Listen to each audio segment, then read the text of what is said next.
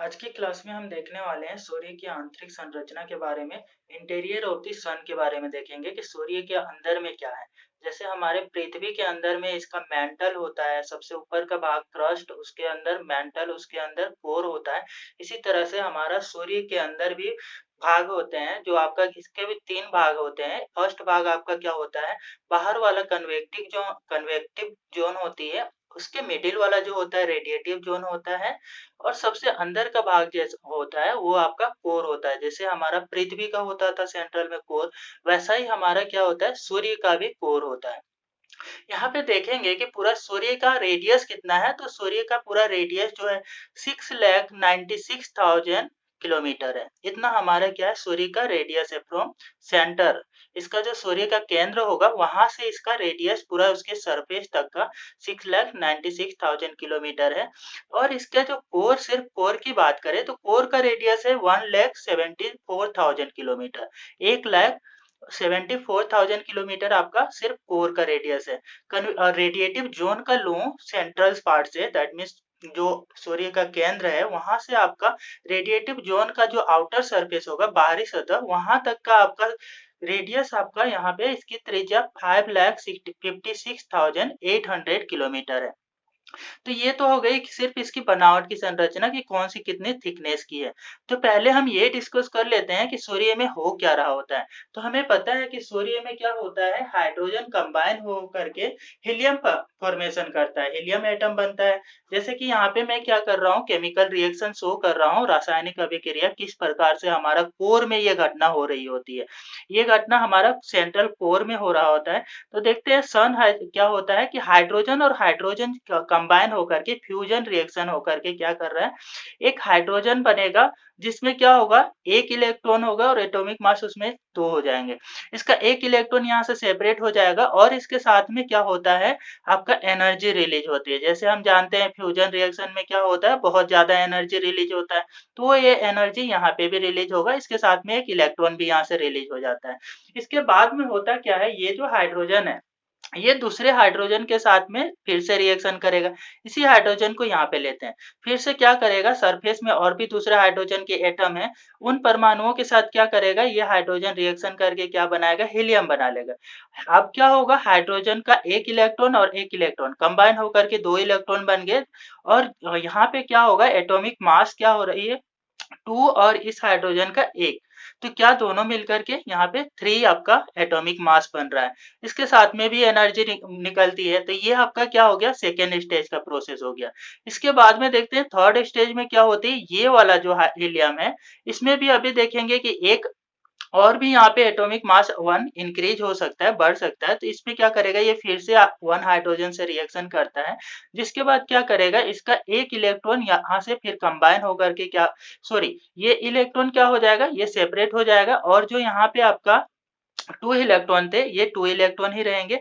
सिर्फ atomic mass क्या हो जाएगा, 1 इंक्रीज हो जाएगा।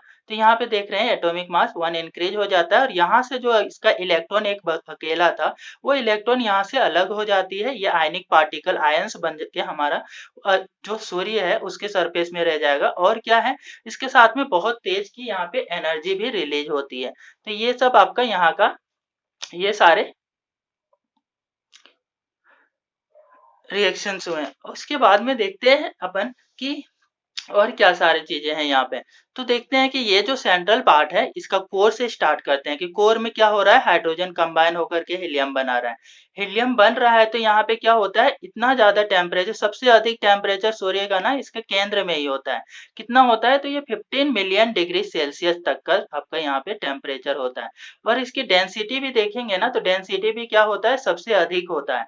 तो यहाँ पे सेंट्रल पार्ट में डेंसिटी है, वो क्या होती है, gas density 12 times more than glass. Glass की डेंसिटी से क्या होगी, ये 12 टाइम्स अधिक होती है, 12 गुना अधिक ग्लास की डेंसिटी से यहाँ पे कोर का डेंसिटी होता है।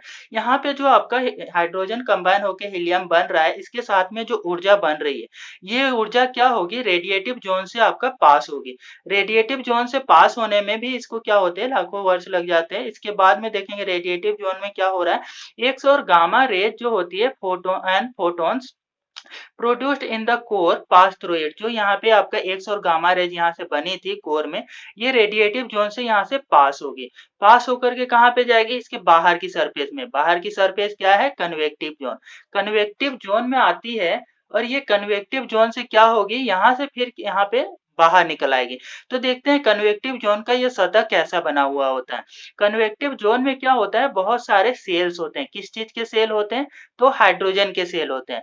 तो हाइड्रोजन के सेल क्या करेगा, ये आपका हाइड्रोजन का बड़ा वाला सेल क्या होगा, कोशिकाएं ये नीचे होंगे, और जैसे जैसे वो इसके सरफेस की तरह जाएंगे, इसकी सतह की तरफ जाएंगे, इसका जो एटम का साइज होगा, दैट मीन्स आपका इसके सेल के साइज क्या होते जाएंगे, छोटे होते जाएंगे। तो ये कन्वेक्टिव जोन में होता है कि ऐसा आपका ऊपर की तरफ नीचे सबसे बड़े वाले सेल अरेंज होते हैं, और जैसे जैसे सतह की तरफ जाते हैं ये छोटे वाले होते हैं। इससे इन सेल से क्या होता है, यहाँ से जो रेडी आपका एनर्जी बना हुआ था कोर में, ये इन सेल से होकर के बाहर निकलती है। इस तरीके से यहाँ देख रहे हैं कि ये जो है यहाँ से बाहर निकलेगी, और ये जो बाहर निकल रही होती है, इस एनर्जी को हम क्या बोलते हैं, सोलर फ्लेयर्स। जैसे ये क्या होता है, सोलर फ्लेयर्स आपका बहुत ज्यादा एनर्जी होती है, बहुत ज्यादा लाइट होता है। ये शाइनिंग वाले लाइट को क्या अपन कंसीडर करते हैं, सोलर फ्लेयर्स। और ये सोलर फ्लेयर्स को और भी नाम से जाना जाता है। तो ये नाम क्या क्या है, और तो ये इसको बोला जाता है प्रोमिनेंस, सोलर प्रोमिनेंस भी बोला जाता है। जैसे कि मैंने यहाँ पे नाम इसके नोट कर लिए हैं, सोलर फ्लेयर को और क्या बोला जाता है, सोलर फ्लेयर्स, और प्रोमिनेंस भी बोला जाता है, सोलर विंड भी बोला जाता है, और सोलर स्टॉर्म भी बोला जाता है इसको। ये क्या होती है, जो अंदर में आपका जो एनर्जी निकल रही होती है, वही एनर्जी को क्या बोला जा रहा है, यहाँ से सेल के थ्रू निकल रही होती है। ये बहुत ज्यादा ये ब्राइटनेस होती है इसका, और बहुत ज्यादा चमकीला होता है, और बहुत ज्यादा इसमें एनर्जी होती है, इस कारण से इसको फ्लेयर बोला जा रहा है, सोलर फ्लेयर। अब देखते हैं सोलर फ्लेयर जो होती है वो क्या होती है। Solar flare reaching the earth disturb the satellite communication. ये जब हमारे अर्थ सरफेस पे पहुंचती है ना, ये सोलर फ्लेयर जब यहाँ से निकल रही होती है, तो ये आफ्टर 24 आवर्स के अप्रोक्स टाइम लगती है इसको यहाँ हमारे अर्थ तक पहुंचने में। तो उतने में क्या होती है कि आपका क्या होता है कि बहुत सारे ऑब्स्ट्रक्शन काज होगा, बहुत सारे ऑब्स्ट्रक्शन। कैसे ऑब्स्ट्रक्शन काज होते हैं, कैसे आपका यहाँ प्रतिरोध होता है, जैसे कि हमारा एटमॉस्फेयर में ये सोलर फ्लेयर पहुंचेगा, तो वहां पे घर्षण के कारण क्या होता है, आपका साय साय की आवाज सुनाई देती है। फ्रिक्शनल के कारण, घर्षण के कारण वहां पे साय साय की आवाज सुनाई देती है। तो ये क्या करता है, ये साय साय की आवाज जो होती है, ये हमारे टेली कम्युनिकेशन जो होती है, मतलब कि फोन कॉल्स से लेकर के जितने भी टेलीकम्युनिकेशन वाले सैटेलाइट सिस्टम है से वर्क करती हैं, इन सबको डिसरप्ट करती है, इनमें बाधा क्रिएट करती है, बाधा उत्पन्न करती है। तो इस कारण से यह क्या बोलते हैं कि it solar flare reaching the earth disrupt satellite telecommunication. ये हमारा जो है ना, जब हमारे अर्थ सरफेस पे पहुंचता है तो ये डिसरप्ट करता है हमारा सैटेलाइट कम्युनिकेशन को। इसके बाद में देखते हैं कि ये तो हमारे क्या हो गया कि यहाँ से निकल रहे होते हैं सोलर प्लेयर्स। ये जो सोलर प्लेयर्स हैं, ये निकल करके देखेंगे, कुछ सोलर प्लेयर क्या होता है, मैग्नेटिक नॉर्थ पोल के तरफ क्या हो जाता है, खींचे चले आता है। मैग्नेटिक नॉर्थ पोल में सबसे अधिक मैग्नेटिक फोर्स लग रहा होता है, ये इसकी अट्रैक्शन कैपेसिटी सबसे अधिक होता है। इस कारण से गैसेस जब यहाँ से निकलेगी ना, तो वो क्या होती है, मैग्नेटिक आर्क बनाते हुए ये मैग्नेटिक नॉर्थ पोल में जाकर के समाहित हो जाती है। तो इस तरीके का यहाँ पे घटना हो रहा होता है मैग्नेटिक आर्क के थ्रू। इसके बाद देखते हैं कि ये तो आपका सरफेस हो गया। हमने एक-एक करके देखा कि कन्वेक्टिव ज़ोन क्या था। अब देखते हैं कि ये जो आउटर सरफेस है इसको क्या बोला जाता है। इसके आउटर सरफेस को बोला जाता है फोटोस्फीयर। सन का बाहरी सतह को फोटोस्फीयर बोला जाता है। तो याद रखना है हमें कि यही पार्ट है जिसको हम देखते हैं शाइनिंग होता हुआ, चमकता हुआ जो सूर्य का बाहरी सतह दिखता है वो फोटोस्फीयर ही दिखता है। इसके बाद में जो होता है, इसका जैसे हमारा अर्थ का एटमॉस्फेयर है, वायुमंडल है, इसका भी कुछ आपका एटमॉस्फेयर होगा, वायुमंडल होगा, जहाँ पे क्या होंगे, बहुत सारे गैसेस होंगे। तो ये इसके एटमॉस्फेयर को क्या बोला जाता है, क्रोमोस्फेयर। ये है क्रोमोस्फेयर जो है, ये आपका सन का एटमॉस्फेयर है। Chromosphere is sun's atmosphere. ये हमारा सूर्य का एटमॉस्फेयर होता है, क्रोमोस्फेयर। इसके बाद में देखते हैं कि ये सन, यहाँ से जो एनर्जी आई वो क्या होगी, स्पेस में बाहर निकल आती है, जैसे यहाँ पे आ गई। इस प्लेस पे आकर के क्या हो रही है, ये जो लाइट है, ये बहुत सारे लाइट के साथ में गैसेस भी आए। और बहुत सारा एनर्जी भी आया। एनर्जी क्या होता है, यहाँ से आगे निकल जाएगा, एनर्जी रिटर्न नहीं आ सकती। और क्या होता है कि गैसेस फिर गुरुत्वाकर्षण बल के कारण फिर वापस खींची चली आती है सूर्य में। गैसेस, याद रखना है कि गैसेस क्या होती है, वापस खींची आएगी। क्यों? क्योंकि गैसेस का कुछ भार होगा और इस भार के कारण ये क्या करेगा, ये गुरुत्वाकर्षण बल के कारण, सूर्य के गुरुत्वाकर्षण बल के कारण ये गैसेस फिर वापस खींची चली आएंगी। लेकिन हमारा जो ऊर्जा होगा ना, वो आपका क्या हो जाता है, निकल आता है यहाँ से, इसके क्रोमोस्फेयर से। ये बाहर निकल आएगा और हमारे ग्रहों को प्रभावित करेगा। जैसे हमारे जितने भी ग्रह इसके सूर्य से प्रभावित होने वाले हैं, वो हमने सोलर सिस्टम में पढ़ेंगे। वो सोलर सिस्टम में जितने हमारे 8 के 8 ग्रह को देखेंगे, सबको प्रभावित करता है। इवन ये 9th जो आपका पहले कंसीडर करते थे प्लूटो, उसको भी ये क्या करता है, प्रभावित करेगा ये सोलर प्लेयर्स। इस तरीके से होता है कि यहाँ पे हमने देखा कि इतने सारे घटनाएं देखें। अब देखते हैं कि क्या होता है कि जब यहाँ से जो एनर्जी एनर्जी तो निकल जाती है, गैसेस वापस आती है, तो यहाँ पे एक आपका खाली स्पेस वैक्यूम टाइप का क्रिएट होता है। इस वैक्यूम को बोला जाता है, यहाँ पे आपका वैक्यूम जो क्रिएट होता है उसको कोरोना बोलते हैं। ये कोरोना कैसा दिखता है, तो यहाँ पे फेंट लाइट, हल्का जलता हुआ लाइट टाइप का दिखेगा। तो जब गैसेस वापस आ गई तो यहाँ पे जो आपका हल्का फेंट लाइट दिखेगा उसको कोरोना बोल रहे हैं। तो यहाँ पे कोरोना इज फेंट हेलो व्हाइट लाइट। इसके बाद देखते हैं ब्राइट, ये जो है कि यहाँ पे कुछ से आपका देखते हैं सन स्पॉट के बारे में कि सन स्पॉट क्या होता है। तो सन स्पॉट होता है कि ब्राइटर पार्ट, जैसे कि आपका ये सेल्स हैं, दो सेल मैंने यहाँ बनाए। यहाँ से क्या होती है, सेल के थ्रू में सोलर प्लेयर्स निकल रहे होते हैं। ये सोलर प्लेयर्स ऐसे निकल रहे होते हैं। तो ये सोलर प्लेयर जैसे यहाँ पे आए, कोरोना में यहाँ पे देखे थे कि कोरोना में आए थे और क्या कर गए थे, वो वापस हो गए थे। यहाँ से जब निकल गए थे तो यहाँ पे सिर्फ आपको फैंट लाइट दिख रहा था, हल्का हेलो लाइट। हेलो लाइट क्या होता है, जैसे कि आपने देखा होगा कि देवी देवताओं के ऊपर में कैसा हल्का सा पिल्ला सा आपका ओरा टाइप का बना रहता है, तो वैसा कुछ आपका यहाँ पे भी अपियर होगा। जैसे सूर्य के हमारे ऊपर में जो ये सरफेस जो दिखता है शाइनिंग टाइप का, वैसा कुछ यहाँ पे हल्की लाइट दिखाई देगी। तो वही आपका फैंट लाइट होता है। तो ये कुछ आपका लाइट जो ये हुई एटमॉस्फेयर से, जब आपका वापस गैसेस, जब यहाँ पे देखेंगे कि क्या हो रहा है कि यहाँ पे जब सूर्य निकल रहा, सॉरी, सोलर प्लेयर जब निकल रही होती है तो क्या होता है, टेम्परेचर यहाँ पे 6000 डिग्री सेल्सियस होता है। अभी टेम्परेचर बहुत ज्यादा हाई है, 6000 डिग्री सेल्सियस है। जब यहाँ से गैसेस निकल आएंगी एटमॉस्फेयर में तो वो क्या होंगी, धीरे धीरे ठंडा होंगी। और ठंडा होने के बाद इसका जब टेम्परेचर 4000 डिग्री सेल्सियस तक कम हो जाएगा, इसके बाद ये गैसेस वापस रिटर्न आती है सूर्य के यहाँ पे सरफेस पे। अब रिटर्न होकर के कहाँ पे जाएगी, सेल के मिडिल में जाएगी क्या, मिडिल में नहीं जा सकती, मध्य में से तो सोलर फ्लेयर निकल रही है। तो कहाँ पे जाएगी, तो दो सेल के बीच में जो गैप होता है वहां पे जाती है। इन दो सेल के बीच के गैप को ये क्या करेगी, यहाँ पर जाकर के फिल हो जाती है। तो ये गैसेस यहाँ जाकर के जब फिल हो गई, ये ठंडी है, तो इस कारण से देखेंगे कि ये क्या दिखता है, जब हम बाहर से अर्थ से, पृथ्वी से दिखते हैं ना, तो ये पार्ट काला काला सा धब्बा सा दिखता है। जहां से सूर्य की लाइट निकल रही है वो क्या शाइनिंग होता हुआ दिखेगा, चमकीला दिखेगा। और जहां पे गैसेस वापस चली जा रही है हमारा दो सेल के बीच में, वो आपका सन स्पॉट, सॉरी, वो धब्बा दिखेगा। इस कारण से उसको बोला जाता है सन स्पॉट। और इसमें क्या होता है, टेम्परेचर भी कम होता है। यहाँ पे क्या था, सेल से जहाँ लाइट फ्लेयर्स निकल रही थी, टेम्परेचर 6000 डिग्री सेल्सियस था। लेकिन जहाँ पे गैसेस फिर वापिस रिटर्न आ रही है, वहां पे क्या हो रहा है, टेम्परेचर 4000 डिग्री सेल्सियस हो रहा है। तो इस कारण से ये जो सन स्पॉट है ना, उसका आपका टेम्परेचर भी कम होता है। इस कारण से इस सन स्पॉट को और दूसरे नाम से भी जाना जाता है, कूलर पेज, क्योंकि इसका टेम्परेचर यहाँ पे कंपैरेटिवली सेल के पार्ट से कम होता है। तो ये थी आपका क्या, सन स्पॉट के बारे में, कि सन स्पॉट आपका सन में दिखने वाला काला काला धब्बा होती है, जिसका आपका देखते हैं वहां पे टेम्परेचर भी कम होता है। और ये घटना इस कारण से होती है क्योंकि गैसेस वापस रिटर्न इसमें इस सरफेस पे आ रही होती है, इस पार्ट पे। तो ये आपका सन स्पॉट हो गया। अब देखते हैं कि यहाँ पे क्या होती है, ये सन स्पॉट क्या होती है, कि अब देखते हैं सोलर एक्टिविटी। सोलर एक्टिविटी में क्या होती है कि ये एक्टिविटी, ये जो सन स्पॉट की घटना ना, स्टार्ट कहाँ से होती है, इक्वेटर से।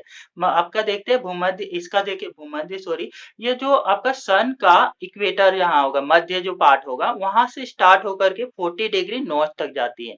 40 डिग्री नॉर्थ में पहुंचेगी, उसके बाद ये एक्टिविटी जो है ना सन स्पॉट वाली, एक बार यहाँ फ्लेयर निकला, फिर ये डब्बा बनाएगा। तो ये आपका देखते देखते हैं कि यहाँ 40 डिग्री नॉर्थ तक जाएगी, उसके बाद फिर वापिस आती है। तो जाने और आने में कितना टाइम लगता है, तो सन स्पॉट को जाने में 5 5.5 साल लगते हैं। दैट मीन्स क्या, 5.5 ईयर लग जाते हैं। 5.5 ईयर 40 डिग्री पहुंचने में लगती है एंड 5.5 ईयर उसको रिटर्न आने में भी लगती है। तो 5.5 ईयर जाने में और 5.5 ईयर आने में टोटल कितना हो जाएगा, 5.5 और 5.5 11 साल। तो 11 साल को बोला जाता है सोलर साइकिल या फिर सोलर एक्टिविटी। ये सोलर आपका बोला जाएगा कि ये कितना आपका यहाँ से यहाँ तक आ रहा है, तो सॉरी सन स्पोर्ट साइकिल या फिर उसको सोलर साइकिल बोला जाएगा। तो ये आपका सन स्पोर्ट साइकिल हो गया 40 डिग्री तक पहुंचना और वापिस आने की घटना को। तो इसको हम सेंटेंस में नोट कर लिए कि सन स्पॉट क्या होता है। तो सन स्पॉट को देख लिए कि आपका सन में जो आपका यहाँ पे पेचेज बन रहा था, धब्बा बन रहा था, वो सन स्पॉट था। उसके बाद सोलर एक्टिविटी उसी को बोलते हैं, जो सन स्पॉट होता है उसी को आपका सोलर एक्टिविटी बोलते हैं। और ये सोलर एक्टिविटी कहाँ से स्टार्ट होती है, ये स्टार्ट होती है हमारा इक्वेटर से। इक्वेटर से स्टार्ट होगी और कहाँ तक जाएगी, goes up to 40 degree north in कितने टाइम में, 5.5 ईयर्स में, and return to 40 degree north, return from 40 degree north to equator in 5.5 year. फिर क्या होती है, 5.5 साल में ये रिटर्न भी आ जाती है। तो टोटल टाइम कितना लगा, 11 ईयर। और इस 11 ईयर को क्या बोलते हैं, सन स्पोर्ट साइकिल या फिर सोलर साइकिल। ये 11 ईयर के टाइम को बोलते हैं सोलर सन स्पोर्ट साइकिल। इस टाइम में हो क्या रहा होता है, यहाँ पे देखेंगे ना कि क्या होता है, गैसेस आपका बल्ज होता है, मतलब ये पार्ट जो होता है ना भूमध्य रेखा का जैसे पार्ट आपका क्या है, पृथ्वी का मध्य वाला पार्ट उभरा हुआ है, ऐसे सन का भी मध्य वाला पार्ट उभरा हुआ होता है। क्योंकि यहाँ पे सेंट्रीफ्यूगल फोर्स लग रहा होता है, क्या होता है, केंद्र अपसारी बल के कारण यहाँ पे गैसेस उभरी हुई बहुत ऊंची तक होगी। इस कंपेयर टू यहाँ के जो आपके बाकी के जो पार्ट होंगे, इधर गैसेस कम होते चले जाएंगे। तो इस कारण से यहाँ उभरा हुआ पार्ट होने के कारण ज्यादा गैसेस यहाँ होती है, और ज्यादा गैसेस होगी तो क्या होगा, सन स्पॉट आपका तेज का होगा। सन स्पॉट ज्यादा तेज होगा, और सन स्पॉट तेज हो रहा है दैट मीन सोलर फ्लेयर तेज निकल रही होगी, गैसेस तेज आ रही होगी, तभी आपका क्या होगा, ज्यादा गैसेस बाहर निकली तो ज्यादा रिटर्न होगी, तभी आपका सन स्पॉट बड़ा दिखेगा। दैट मीन्स क्या है कि यहाँ पे जो सोलर के फ्लेयर जो निकल रहे होंगे यहाँ की सेल पास से इक्वेटर के पास, वो तेज की निकल रही होगी। इस कारण से इसको यहाँ वाली एक्टिविटी को क्या बोलोगे आप, सोलर मैक्सिमा। तो हम देखते हैं सोलर मैक्सिमा कहाँ होती है, at equator, because huge amount of the hydrogen gas present there. यहाँ पे अधिक अमाउंट में आपका हाइड्रोजन गैस होती है। इस कारण से ये क्या होगी, हाइड्रोजन गैस ज्यादा होने के कारण ये यहाँ से क्या करेगा, अधिक तेज आपका फ्लेयर्स निकलेगा। इसी तरीके से 40 डिग्री नॉर्थ में चले जाए तो यहाँ तक चले जाए ये एक्टिविटी आफ्टर 5.5 ईयर के बाद में हम देखेंगे कि क्या हो रही है, जब यहाँ पे पहुंच जाते हैं after 5.5 year, what will happen in this field. तो यहाँ पे हम देखेंगे कि क्या हो रही है कि सोलर एक्टिविटी की रेट जो होगी वो कम हो जाती है, और इसकी जो आपका फ्लेयर से जो एनर्जी निकल रही होगी वो भी कम हो जाएगी। तो ये वाले को बोलेंगे सोलर मिनिमा, जो 40 डिग्री नॉर्थ पे आपका हो रहा होगा, सोलर फ्लेयर निकल रहा होगा उसको। तो ये देखते हैं at 40 degree north solar activity at 40 degree north, ये सोलर मिनिमा कहाँ होती है, 40 डिग्री नॉर्थ में, because less gases are present there, क्योंकि यहाँ पे बहुत कम गैसेस होती हैं। इसके बाद देखते हैं सन स्पॉट साइकिल को, देखते हैं कि सन स्पॉट साइकिल क्या था। एक बार 5.5 साल इसको यहाँ तक जाने में और 5.5 साल फिर वापिस आने में, सोलर एक्टिविटी को, इसको बोला जाता था क्या, सन स्पॉट साइकिल, और इसी को बोला जाता था सोलर साइकिल। तो ये आपका सोलर साइकिल कितनी, अभी तो हम करेंगे कि कितनी सोलर साइकिल अभी तक हो गई है पास्ट से अभी तक में। तो हमने जब से काउंट करना, ये साइंटिस्ट को जब से इसकी जानकारी हुई तब से वो काउंट करना स्टार्ट किए। तो ये 11 ईयर में एक एक साइकिल होते रहा। तो अभी तक जो साइंटिस्ट ने काउंट की है वो 2013 में आपका कंप्लीट हुआ था, आपका 23rd सन स्पॉट। तो क्या हुआ कि sun spot 23rd sun spot आपका कंप्लीट हुआ था 2013 में। दैट मीन्स अभी कौन सा सन स्पॉट चल रहा होगा, 24 sun spot is going on. अभी हमारा 24th नंबर का सन स्पॉट चल रहा है। In solar cycle there are 120 solar activity. एक सोलर साइकिल में कितनी आपकी 20 एक्टिविटी कितनी एक्टिविटी होती है, तो टोटल 120 एक्टिविटी होती है। तो देखते हैं कि आपका क्या होता है कि ये आपका हो गई कि यहाँ तक अब जब यहाँ पे पहुँचती है एक्टिविटी तो क्या होती है, टेम्परेचर बहुत कम हो जाता है और टेम्परेचर कम होने के कारण क्या होगा कि यहाँ पे देखेंगे कि पृथ्वी पे भी और बाकी के प्लेनेट पे भी, ग्रहों पे भी कम ऊर्जा आएगी।